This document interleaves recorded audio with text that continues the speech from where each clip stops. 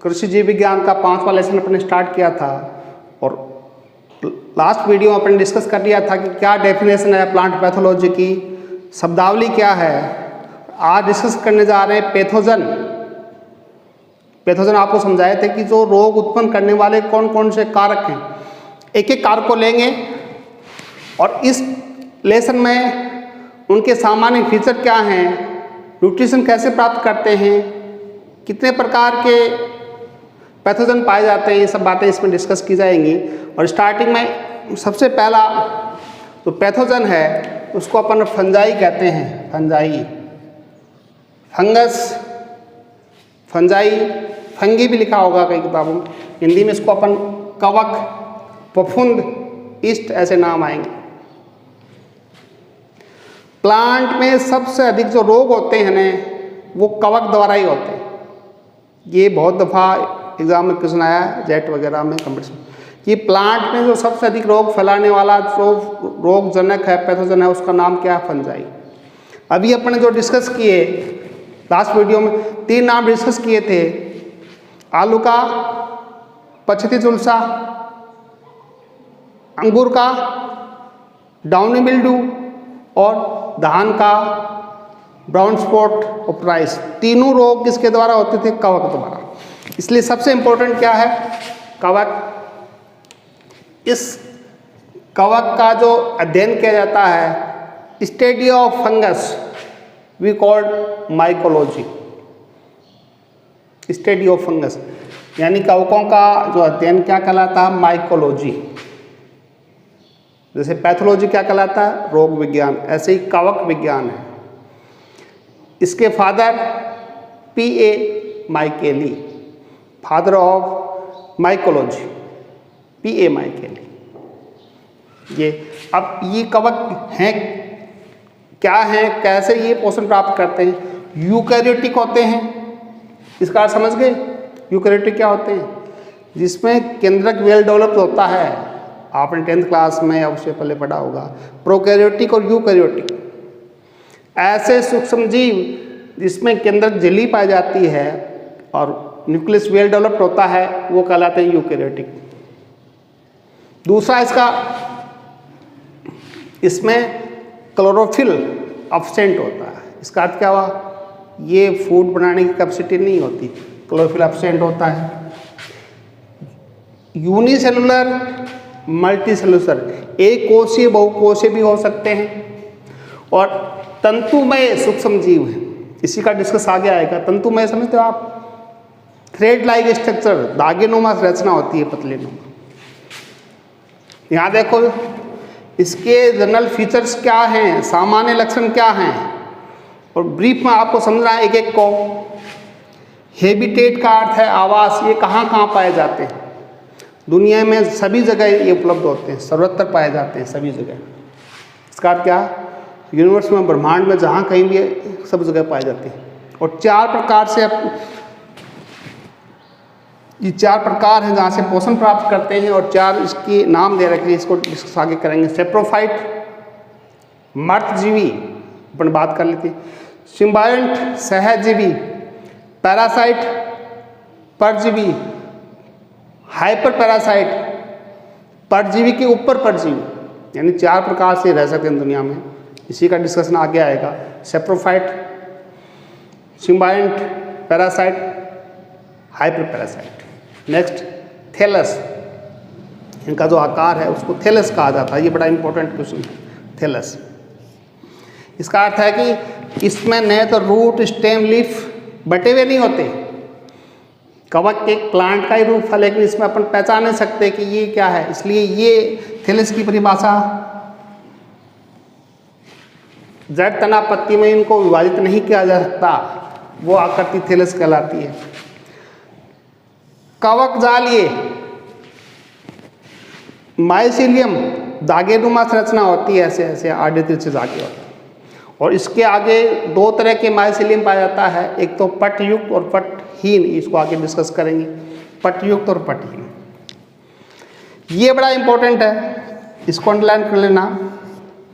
इनकी cell wall chitin की बनी होती है। काइटिन सेल वॉल किसकी बनी होती है? काइटिन की। ज़्यादातर में, लेकिन कुछ एक कवक में सेलुलोज की भी बनी होती है और उसका उदाहरण है ऊमाइकोटा।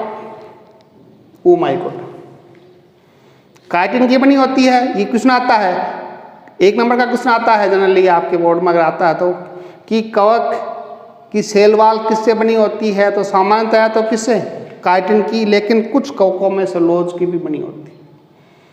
अब ये डायग्राम थोड़ा समझना है, ये आपके अच्छी तरह से समझाया गया है। माइसीलियम या माइसीलिया यानी कवक जाल, थ्रेड लाइक स्ट्रक्चर, थ्रेड समझते हो क्या, धागेनुमा संरचना, धागेनुमा संरचना पाई जाती है, धागे से पाए जाते हैं। उस धागेनुमा संरचना को अपन कहते हैं तंतु। ऐसे नीचे दिखा रखा, कुछ तो ऐसे होंगे स्ट्रक्चर और कुछ उसके ऐसे तिरछे होंगे ऐसे। ये चीज़ को मैंने नीचे दिखाया गया समझाने के लिए। जो इनके साइड में ये निकले हुए हैं इनको कहा जाता है कवक तंतु। समझाने के लिए दोबारा बता रहा हूँ, हाइफी। इसी को देखो आप, डायग्राम बुक्स में भी होगा। साइड में जो निकले हुए हैं इनको कहते हैं कवक तंतु, और कई कवक तंतु मिलाकर क्या बनाएंगे, कवक जाल। सीधी सी बात है, तंतु मतलब एक, और कई धागे मिलकर क्या बना लेंगे, जाल। अब कवक तंतु को इंग्लिश में कहते हैं हाइफी और कवक जाल को कहते हैं माइसीलियम। इसका अर्थ है ये माइसीलियम है, आ गया ऐसे। लेकिन एक स्ट्रक्चर और ऐसी है, ये नीचे भी समझाई गई है, कि इनमें एक में तो केंद्रक के तिरछी ऐसे क्रॉस वाल पाई जाती है। उस क्रॉस वाल को क्या कहते हैं, इसमें लिखा होगा नीचे लिखा, पट कहते हैं, पट, सेप्टम, सेप्टा। इसमें दिखाएगा, देखो आप दोबारा सुन लेना। ये साइड की रेखा क्या कहलाएगी, कवक तंतु, हाइफी। ये जो एक जो छोटा सा ऐसे दिख रहा है ना आपको डॉट, इस डॉट को न्यूक्लियस कहा जाता है, केंद्रक। उस हर केंद्रक के डिवाइड, इसको पार्टिसिपेट किया गया, पार्टिशन दिया गया किसके, हर एक में। जो आपको क्रॉस वाल है, तिरछी रेखा दिखाई गई है, उसको कहते हैं सेप्टम, अपनी भाषा में कहते हैं पट। जिसमें ये पट पाए जाएं उसको कहते हैं पटयुक्त। ये कौन सी है, पट। इंग्लिश में क्या कहेंगे, सेप्टम, सेप्टेट, सेप्टम से ही सेप्टेट बना, सेप्टेट, समझ गए आप, सेप्टम का अर्थ पट। ये और इसमें क्या है, इसमें ये केंद्रक खुले हैं, इसमें ये दिशा रेखा नहीं है, इसको कहा जाता है पटहीन, एसेप्टेट। सेप्टेट के पीछे ए लगा दिया, एसेप्टेट, कोई दिक्कत नहीं। ये बड़ा आसान सा, लेकिन इसको आपके बुक्स में बड़ा ही अच्छा डायग्राम बना के स्पष्ट किया गया। 2 प्रकार के माइसीलिया पाए जाते हैं। कवक जाल 2 प्रकार का होता है, एक तो पटयुक्त और एक पटहीन, या ये 2 नाम दे दिए। लेकिन इंपॉर्टेंट क्वेश्चन ये बनता है यहाँ, सैकोशिकी कहलाते हैं। बहुत सारे केंद्रक उपस्थित होते हैं किसमें, पटहीन में। और ऐसा कवक जाल को क्या कहते हैं, अपने ऐसी अवस्था को, सैकोशिकी कवक जाल। सीनोसाइटिक इंग्लिश में याद आ जाए, ठीक है, नहीं हिंदी में कौन सा है, सैकोशिकी। किसमें, कई तरह के कवक जाल में कई केंद्रक होते हैं, पट नहीं होते, बहुत सारे केंद्रक होते हैं, उसको क्या कहते हैं, सैकोशिकी। ये इसका सामान्यतः विशेष लक्षण थे, समझ में आगे होंगे, बहुत ज़्यादा ऐसी कोई बात नहीं। अब अपने को यहाँ आना है कि न्यूट्रिशन कैसे प्राप्त करते हैं। हर एक प्लांट, कोई एनिमल, चाहे माइक्रो ऑर्गेनिज्म, सूक्ष्म जीव है, किसी न किसी रूप में न्यूट्रिशन लेता है। और ये अपन ने पहले पढ़ लिया कि इस फंजाई में क्लोरोफिल एब्सेंट रहता है। इसका अर्थ क्या हुआ, ये हेटेरोट्रोप्स हैं। मैं आपको बहुत पहले भी क्लास में बताया था कि 2 प्रकार के ऑटोट्रोप्स, स्वपोषित, परपोषित। स्वपोषित में जिस किसी में क्लोरोफिल प्रेजेंट होता है वो तो क्या होंगे, ऑटोट्रोप्स। और इसको कहा जाता है हेटेरोट्रॉप्स। इसका अर्थ है कि इसमें सबसे पहली बात क्या थी, क्लोरोफिल एब्सेंट है, इसलिए ये अपना 3 तरीके से अपने न्यूट्रिशन प्राप्त कर सकते हैं। पहला है परजीवी, कल डिस्कस किया था। पैरासाइट, पैरासाइट कौन से, जो किसी जीवित जीव से ही अपना भोजन प्राप्त, जिंदगी भर उसके ऊपर रहेंगे, समझ गए आप। इनको बाद में 3 भागों में बांटा गया। पहले आपको समझना पैरासाइट, दूसरा क्या है सेप्रोफाइट, इंग्लिश वाले वर्ड्स भी याद रखना। मर्तजीवी, dead and decay organic matter, सड़े गले मरे हुए कार्बनिक पदार्थ के ऊपर अपना भोजन प्राप्त करते हैं, उसको क्या बोलेंगे मर्तजीवी, सेप्रोफाइट।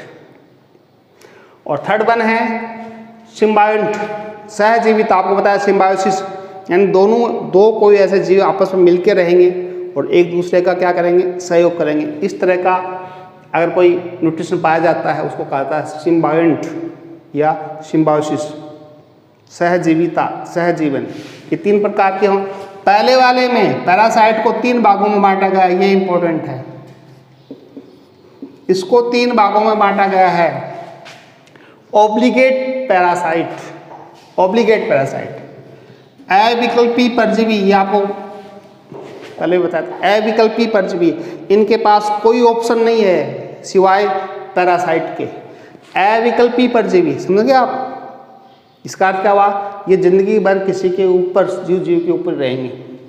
दूसरा फैकल्टेटिव सेप्रोफाइट, फैकल्टेटिव सेप्रोफाइट, इसको समझना। विकल्पी मर्दजीवी, इनके पास कौन सा विकल्प है, मर्दजीवी का, इसी को पकड़ना। विकल्पी मर्दजीवी होते तो ये सामान्यतः कौन से होते हैं, पैरासाइट, परजीवी होते हैं, लेकिन अगर कोई जीव नहीं मिलता तो इनके पास विकल्प है। किसका विकल्प, मर्दजीवी जैसा व्यवहार भी करते हैं। विकल्पी मर्दजीवी, तो किसका विकल्प है, मर्दजीवी। ये इसका अपोजिट है विकल्पी परजीवी, इनके पास किसका विकल्प है, परजीवी का, लेकिन सामान्यतः परजीवी नहीं होते। कौन से होते हैं, सामान्यतः सेप्रोफाइट होते हैं, लेकिन सेप्रोफाइट होते हैं, समझे, लेकिन इनके पास विकल्प है। अगर सड़े गले कार्बनिक पदार्थ नहीं मिलता तो ये जीव पर भी रह सकते हैं। ये 3 प्रकार। फैकल्टेटिव, इसका अर्थ है पावर, ताकत होती है उसमें भोजन बनाने की। ये देखो, ये इंपॉर्टेंट है। इसी प्रकार सिम्बायोंट को 2 भागों में बांटा गया, सिम्बायोंट को 2 भागों में बांटा गया, इसको 3 भागों में बांट दिया, इसको 2 भागों में बांटा। यानी कि अपने यहाँ आसपास कवक के सिम्बायोंट 2 उदाहरण हैं। एक का नाम है लाइकेन, ये बड़ा इंपॉर्टेंट क्वेश्चन है भैया, इसको अंडरलाइन कर लेना। लाइकेन, इंग्लिश में भी लाइकेन लिखा होगा। फंजाई प्लस एल्गी, यानी इसमें 2 सूक्ष्म जीव मिलके अपना साथ साथ जीवन यापन कर रहे हैं। कवक और शैवाल का सहसंबंध है, ये बहुत बार क्वेश्चन पूछा गया। अपन ने पहले पढ़ा था ने, दलहनी फसलों की जड़ों में क्या पाया जाता है, राइजोबियम जाति का जीवाणु। तो जीवाणु और दलहनी फसलें, वो क्या था, सहजीवी का उदाहरण था। यहाँ कवक और शैवाल। फंगस एल्गी, फंगस एल्गी का जो रिलेशनशिप है उसको कहा था लाइकेन। लाइकेन एक छोटा सा पौधेनुमा होती है, विशेष तौर से लिथोफाइल, पत्थर पहाड़ों के ऊपर दिखाई देती है, सुंदर सा होता है। और ये विशेष तौर से, इंपॉर्टेंट क्वेश्चन आगे, विशेष तौर से प्रदूषण के सूचक हैं। पॉल्यूशन इंडिकेटर, जहाँ प्रदूषण होगा वहाँ ये नहीं उगते। इस बात का बड़ा बड़ा क्वेश्चन आया बार बार कि लाइकेन किसका सूचक है, प्रदूषण का सूचक है। सूचक समझ गए आप, जैसे अपन डिस्कस किया था पहले, किसी प्लांट की कमी वाला इंडिकेटर प्लांट है, ये सूचक है। और विशेष तौर से अगर जहाँ SO2 गैस की अधिकता होगी, जहाँ कारखाने होंगे, वहाँ ये नहीं उगता। इसका अर्थ है कि सिंपली एग्जाम्पल पूछा गया। ये भी और गहराई से भी पूछा गया है कई दफ़ा। प्रदूषण के साथ साथ ये और आ जाए, जल प्रदूषण, वायु प्रदूषण, ध्वनि प्रदूषण। तो वायु प्रदूषण, इस बात का ध्यान रखना, इसमें सिर्फ यही पूछा है पोल्यूशन इंडिकेटर, लेकिन पोल्यूशन में भी कौन सा पोल्यूशन? वायु प्रदूषण का सूचक है किसका संबंध? Fungi, algae. एल्गी क्या होता है? जिसमें हरित लवक पाया जाता है, यानी क्लोरोफिल होता है। इसका अर्थ क्या होगा? एक ऐसा सूक्ष्म जीव जिसमें क्लोरोफिल पाया जाता है। इसका अर्थ क्या होगा? वो कार्बोहाइड्रेट बना सकता है। तो ये एल्गी इसको क्या दे देगा? कवक को कार्बोज दे देगा। क्यों? कवक में क्लोरोफिल नहीं पाया जाता, ये नहीं बना सकता। और इसके बदले में ये इसको क्या करता है? मिनरल्स, वाटर प्रोवाइड करता है। होगा सारे संबंध। यानी कि कवक में क्लोरोफिल नहीं पाया जाता, इसलिए वो फोटोसिंथेसिस नहीं कर सकता। एल्गी में क्लोरोफिल पाया जाता है तो वो फोटोसिंथेसिस करके कार्बोहाइड्रेट की बना सकता है। तो दोनों साथ साथ रह रहे हैं। तो ये फंगस को, एल्गी फंगस को क्या बना के दे देंगे? कार्बोहाइड्रेट। और इसके बदले में ये क्या दे देंगे? इसको खनिज, मिनरल्स। ये संबंध है। और ये बहुत इंपॉर्टेंट क्वेश्चन है, विशेष तौर से धान के खेत में भी जैव उर्वरक के रूप में पाई जाती है एल्गी। एल्गी समझते तो क्या? मटकों में अभी देखा होगा आपने, हरे रंग का जो कीचड़ पानी भरा होता है वो एल्गी है, काई बोलते हैं हरे रंग का, वो पोषण बनाता है। ये आ गया यहाँ पर। ये दोनों का सिम्बायोटिक। एक और सिम्बायोटिक का एग्जाम्पल है फंगस प्लस हायर प्लांट की रूट। ये एक फंगस है और ये कहाँ लगा हुआ है? उस पौधों के जड़ों पर। कहाँ रहता है भैया? हायर प्लांट के रूट के ऊपर रहता है। तो फंगस किस पर रह रहा? हायर प्लांट के रूट पर। अब उस पादप समुदाय है, जैसे पाइनस है, पाइनस लिखा होगा इसमें, पाइनस है, कई पेड़ का नाम है पाइनस। उसकी जड़ों में कवक रहता। उस पेड़ से, उस पौधे से किसकी पूर्ति कर रहा? कार्बोहाइड्रेट की। और कवक आपको पता है इसमें क्लोरोफिल नहीं पाया जाता, तो ये उस पौधे को दे रहा है न्यूट्रिएंट। क्या दे रहा है? न्यूट्रिएंट। फास्फोरस की पूर्ति कर रहा है और एन की पूर्ति कर रहा है। दोबारा सुन लेना, कवक प्लस उच्च पादप जड़ों का एक सहसंबंध है, उसको कहा था माइकोराइजा। ये बहुत बार क्वेश्चन पूछा गया। माइकोराइजा किसे कहते हैं?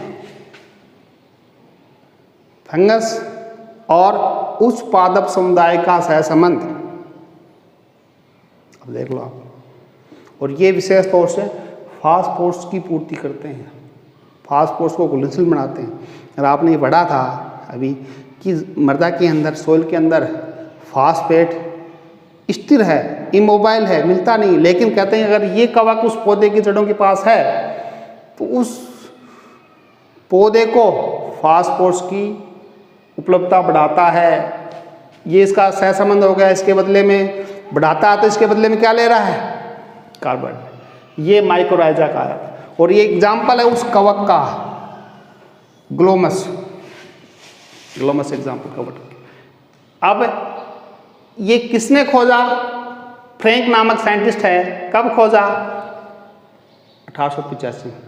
जिस समय मिलाडेट ने बोरेक्स मिक्सर की खोज की थी, उसी वर्ष फ्रैंक नामक वैज्ञानिक, साइंटिस्ट का नाम है फ्रैंक, उसने माइकोराइजा को डिस्कवर्ड किया। माइकोराइजा, मेघ से बना है कवक, राइजा से बना रूट। इनका अगर अलग दो भागों में बांटे, माइकोराइजा, इंग्लिश में माइकोराइजा। और कई बुक्स में हिंदी में इसको लिखा गया है कवक मूल। शुद्ध हिंदी है कवक मूल, ये समझ में नहीं आएगी। कवक और मूल किसको कहते हैं? जड़ को कवक मूल भी कहते हैं। आ गया समझ में? ये दोनों का सहसंबंध है। क्लोमस प्लस पाइनस की जड़, पाइनस पौधे का नाम है, इसकी जड़ों में होता। पहला तो आपस में शैवाल कवक, दूसरे में कवक उस पादप। ये सहसंबंध है, ये आपको अच्छे तरह से याद करना है। अब जो सबसे इंपॉर्टेंट आपका टॉपिक यहाँ स्टार्ट होता है, जो अपन पैथोलॉजी की बात कर रहे हैं, कि ऐसे ऐसे कवक पाए जाते हैं, ऐसे इसकी स्पीशीज पाई जाती हैं, ऐसे इसकी जनेरा पाए जाते हैं जो रोग फैलाते हैं। और ये जनरली थोड़े कठिन नाम हो सकते हैं। इनको किनको फंजाई का क्लासिफिकेशन किया है 4 इनके क्लास दिए गए हैं, आपकी बुक्स के अकॉर्डिंग 4 क्लासों में बांटा गया। ये इसके नाम है, इंग्लिश हिंदी में नाम एक ही होता है। फाइकोमाइसीटीज, एस्कोमाइसीटीज, बेसिडियोमाइसीटीज, ट्यूटेरोमाइसीटीज। 2-3 बार नाम लोगे तब आपको समझ में आएगा। फाइकोमाइसीटीज, एस्कोमाइसीटीज, बेसिडोमाइसीटीज, ट्यूटेरोमाइसीटीज, 4 भागों में बांटा गया आपकी बुक्स में। ये भी कोई इंपॉर्टेंट नहीं, इंपॉर्टेंट ये कि ऐसे कौन से स्पीसीज़ हैं, ऐसे कौन कौन से फंजाई के स्पीसीज़ हैं जो प्लांट में रोग उत्पन्न करते हैं। यानी सभी रोग उत्पन्न करने वाले फंजाई नहीं हैं, लेकिन ज़्यादातर रोग उत्पन्न करने वाले हैं, कुछ बेनिफिशियल भी हैं। तो यहाँ पर देखो इनके नाम दिए गए हैं। किनके नाम दिए गए हैं? ये स्पीसीज़ के नाम दिए गए हैं, पौधों में रोग उत्पन्न करने वाले कवक के नाम। एल्ब्यूगो, हिंदी में भी एल्ब्यूगो ही लिखा जाएगा, एल्ब्यूगो। सक्लेरोस्पोरा, हिंदी में भी इसको क्या कहेंगे? सक्लेरोस्पोरा। यानी इनके नाम है ऐसे कैसे, जैसे रामदेव का नाम हिंदी में रामदेव, इंग्लिश में भी रामदेव, ऐसे ही नाम है। Phytophthora, Phytophthora. Claviceps, Erysiphe, Puccinia, Ustilago, Alternaria, Fusarium, Cercospora और कोलेटोट्राइकम। कोलेटोट्राइकम, ये ऐसे नाम हैं जो आगे आगे वाले चैप्टर्स लेसन्स में ये नाम आएंगे। यानी ये स्पीसीज आपको प्लांट में रोग पैदा करने वालों के नाम। और लास्ट में कुछ 2-3 स्पीसीज ऐसी भी हैं जो क्या करती हैं, बेनिफिशियल हैं अपने लिए। ये बेनिफिशियल के नाम दिए हैं, 3 नाम हैं। एक तो सैकेरोमाइसीटीज, बेकरी और शराब के लिए। ईस्ट है, इस समय को ये ईस्ट का एग्जाम्पल है, ईस्ट है, YEAST, ईस्ट यानी यूनिसेलुलर, एक कोशीय। आप स्टार्टिंग में पढ़ो ने, कवक को एक कोशीय और बहुकोशीय भी कहा गया। ये एक कोशीय ईस्ट है, यूनिसेलुलर। यूनिसेलुलर का मतलब एक ही कोशिका। इसका जाति का नाम क्या? सैक्रोमाइसीज। सरकरा से सैक्रो बना है। सरकरा समझते हो ना, गन्ना है, गन्ने को सड़ा कर क्या बनाते हैं? वाइन। या बेकरी, बेकरी कौन सा? बिस्किट है, ब्रेड है, इस तरह का जो इंडस्ट्री है उसमें ये काम आता है। स्पीसीज है, ऐसे नहीं साहब ये कहाँ से कैसे काम आता है। अगर अपने मान लीजिए जहाँ दूध को दही बनाते हैं वहाँ भी जीवाणु काम आ रहे हैं, ऐसे लाभदायक है। क्या काम करते हैं? बेकरीज। बेकरीज में ये बहुत ही इंपॉर्टेंट शर्करा बाजार में मिलती है। अगर इसको नहीं डालेंगे तो बिस्कुट है या डबल ब्रेड है जो देखिए वो अगर उस शेप में नहीं आएगा। दूसरा देखो आजकल बाजार में काफ़ी अवेलेबल है मशरूम, काफ़ी प्रोटीन पाया जाता है मशरूम। और एक स्पेसीज, सभी मशरूम खाने योग्य नहीं है। एग्रिकस एक स्पीसीज का नाम है, एग्रिकस, इसको हिंदी में कहते हैं बटन मशरूम। ये क्या करता है? खाने के काम आता है, प्रोटीन का सोर्स है। जो अपने खुम्बी बोलते हैं ना, वो मशरूम है, सफ़ेद रंग की बाजार में मिली हुई है ना खुम्बी। उस खुम्बी का एक विशेष जाति होती है जिसको आर्टिफिशियल इस जैसे कमरे में ग्रो करते हैं। और ये है कौन सा? मृतजीवी सेप्रोफाइट। जहाँ सड़े गले कार्बनिक पदार्थ होगा वहीं ये ग्रो करता है, मृतजीवी। मशरूम कहाँ उगता है? सेप्रोफाइट का एग्जाम्पल है। अब समझ गए आप सेप्रोफाइट क्या है, मशरूम क्या है? फंजाई का एक स्पीसीज है, वंश है, और जो कार्य क्या करता है? उस प्रोटीन का सोर्स है, उस प्रोटीन का सोर्स है अधिक मात्रा में। एक लास्ट वन, ये कवक होते हुए भी प्लांट को कवक रोगों से बचाता है, ट्राइकोडर्मा। ये बड़ा इंपॉर्टेंट क्वेश्चन आता है। ये ट्राइकोडर्मा आपको लर्न करना, याद करना पड़ेगा। ट्राइकोडर्मा एक कवक है लेकिन पौधों में कवक से होने वाले रोगों से बचाता है। कौन से रोगों से? सोइल बोर्न, जड़ गलन। जड़ गलन समझते हो क्या? जो जड़ों को सड़ा देता है। कहते हैं जैसे अपने ऐसा मौसम है, किसी पौधे को ज़मीन में लगाएंगे, लगाते उसके आसपास फंगस आ जाता है। अगर उसमें उस पौधे की जड़ों को ट्राइकोडर्मा से उपचारित करके लगाया गया है तो उसमें ये जड़ गलन वाला रोग नहीं लगेगा। जड़ गलन का अर्थ क्या? सड़ना। किसको सड़ना? इसको रूट रोट विल्ट, विल्ट का अर्थ है उखड़ जाना, सूखा कहते हैं। ये शॉर्ट में आपकी कवक के बारे में सिंपली जो फीचर्स हैं वो बताए, पोषण कैसे लेते हैं वो अपन डिस्कस किया, रोग फैलाने वाले कौन कौन से स्पीसीज है और लाभदायक कौन। ये सिंपली आपका कवक है। और नेक्स्ट पैथोजन है, अगले वीडियो में अपन बात करेंगे, डिस्कस करेंगे इस पर, जीवाणु पर।